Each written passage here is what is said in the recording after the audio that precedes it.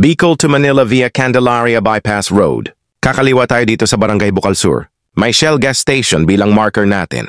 Ingat lang at mabibilis ang mga sasakyan dito sa intersection.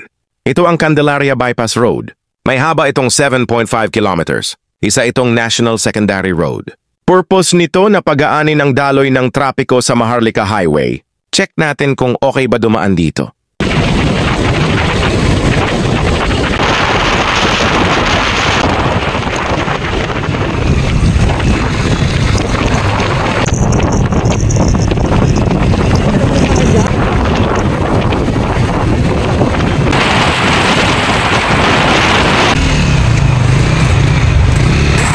Medyo inabot tayo ng ilang minuto.